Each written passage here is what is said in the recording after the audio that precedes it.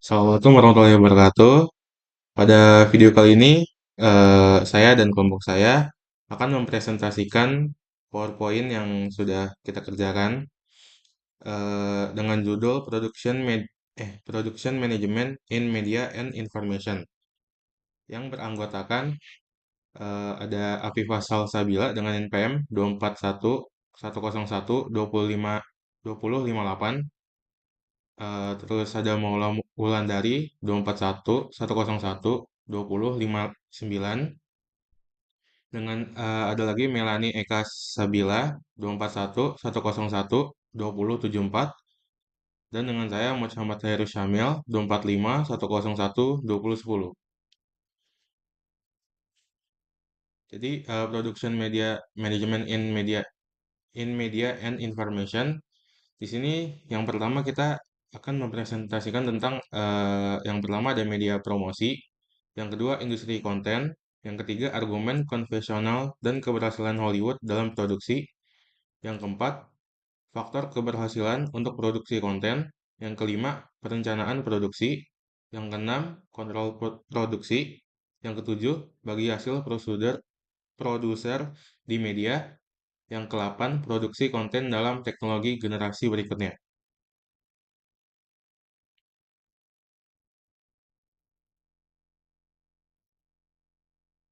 Oke, pendahuluannya di sini produksi media adalah proses pembuatan konten media seperti film, televisi, radio, dan media digital. Proses ini melibatkan perencanaan, pengembangan, dan perekaman konten tahapan produksi media. Tahapan produksi media diantaranya perencanaan, pengembangan, praproduksi, produksi, dan pasca produksi. Oke, materi yang pertama yaitu di bab pertama kita akan membahas mengenai media produksi. Nah, sektor media terdiri dari konten, distribusi, dan perangkat. Dengan fokus utama pada produksi konten yang berdampak besar pada budidaya dan masyarakat.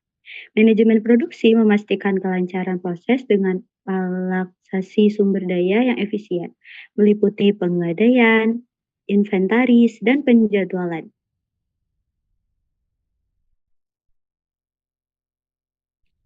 Oke, kita masuk ke yang kedua, itu ada industri konten. Konten awal, produksi konten media telah ada sejak zaman kuno dengan berbagai bentuk hiburan yang ditampilkan untuk komunitas. Terus ada jenis produksi terbagi menjadi dua, yaitu job shop dan flow shop. Terus yang ketiga, ada karakteristik biaya film versus teater. Untuk menarik audiens yang besar, biaya produksi film dibuka jauh lebih tinggi. Terus ada titik impas. Titik impas produksi terjadi ketika total biaya produksi sama dengan total pendapatan. Terus ada sejarah industri film. Industri film berkembang pesat sejak abad ke-19, dimulai dengan penemuan film oleh tokoh seperti Lumière bersaudara dan Edison. Edison. Produksi di industri media lainnya itu meliputi buku, surat kabar, musik, konten televisi, dan video games. Selanjutnya ke pembahasan ketiga, argumen konvensional untuk keberhasilan Hollywood dalam produksi. Yang pertama ada keuntungan yang seharusnya. Ukuran pasar, bahasa, keberhasilan Hollywood didukung oleh pasar besar. Tetapi negara kecil juga bisa sukses secara global. Negara kecil harus membuat konten berdaya tarik global agar industri filmnya bertahan. Yang kedua, keuntungan yang seharusnya. Pemeran utama meningkatkan daya tarik, tetapi biaya tinggi mereka mengurangi keuntungan. Yang ketiga ada keuntungan yang seharusnya, integrasi vertikal konten dengan distribusi. Distributor menangani konten dari afiliasi, produser independen, dan pesaing. Integrasi vertikal memberikan kontrol atas rilis, harga, dan distribusi untuk memperkuat posisi pasar. Selanjutnya, kita akan membahas faktor keberhasilan untuk produksi konten. Yang pertama adalah struktur organisasi. Yang terdiri dari produksi terhubung, klasterisasi dalam produksi konten, dan manajemen dalam produksi jaringan. Yang kedua, ada pembiayaan dan pengurangan risiko dalam produksi konten. Terdiri dari pengalihan risiko. Selanjutnya ada produsen dan distributor dapat mengalihkan risiko ke pihak lain, seperti investor, talent, pemasok, dan pembeli dengan berbagai cara seperti pembagian kerugian dan pembayaran di muka. Yang ketiga, proses pengembangan dari pengembangan dan pemilihan produk. Pemilihan produk dilakukan berdasarkan faktor seperti kualitas, potensi pemasaran, talenta terkait, dan kesesuaian dengan merek perusahaan. Setelah dipilih, ide akan dikembangkan melalui banyak revisi dan masukan dari tes audiens. Selanjutnya, pembahasan kelima yaitu kita membahas mengenai perencanaan produksi. Tantangan operasional untuk konten memerlukan perencanaan yang cermat untuk mengelola proses produksi konten dengan efektif dan efisien. Desain produksi, rantai pasokan, penjadwalan produksi, pemrograman linear, kualitas dan perencanaan kontingensi, serta penganggaran kegiatan.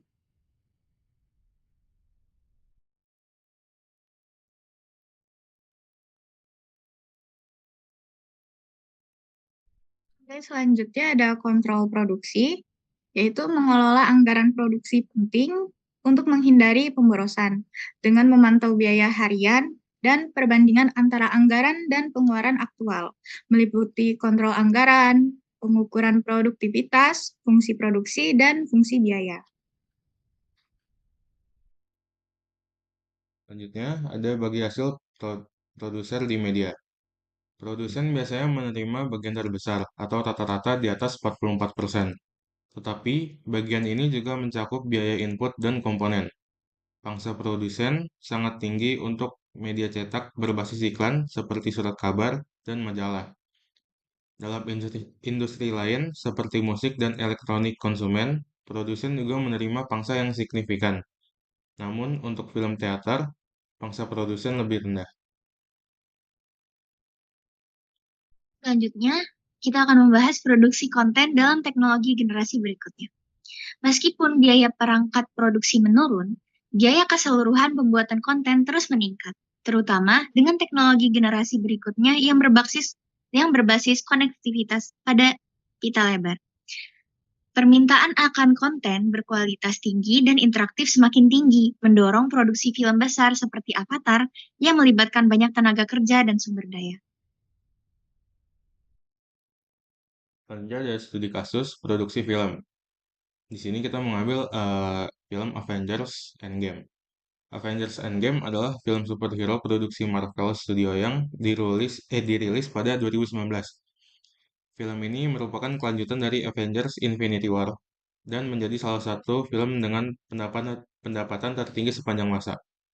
Dengan strategi manajemen produksi yang efektif, produksi film Avengers Endgame berhasil menjadi salah satu film dengan pendapatan tertinggi sepanjang masa yaitu sekitar 2,79 miliar US dollar. Film ini juga mendapatkan ulasan positif dan dari kritikus dan penggemar. Selanjutnya ada opini dan saran. Bagi kelompok kami, untuk mencapai kesuksesan dalam manajemen produksi media dan informasi, sangat penting untuk melakukan perencanaan yang matang, membentuk tim yang efektif, menggunakan teknologi canggih, serta tidak takut mengambil resiko dan melakukan evaluasi serta perbaikan secara terus-menerus. Kesimpulannya, keberhasilan konten di industri yang kompetitif bergantung pada manajemen produksi media dan informasi yang mencakup produksi konten, distribusi efektif, strategi distribusi, dan penggunaan teknologi. Manajemen produksi media modern harusnya mengintegrasikan teknologi, kreativitas, dan strategi bisnis untuk beradaptasi dengan perubahan industri. Sekian presentasi dari kelompok kami. Kurang lebih yang mohon maaf. Wassalamualaikum warahmatullahi wabarakatuh.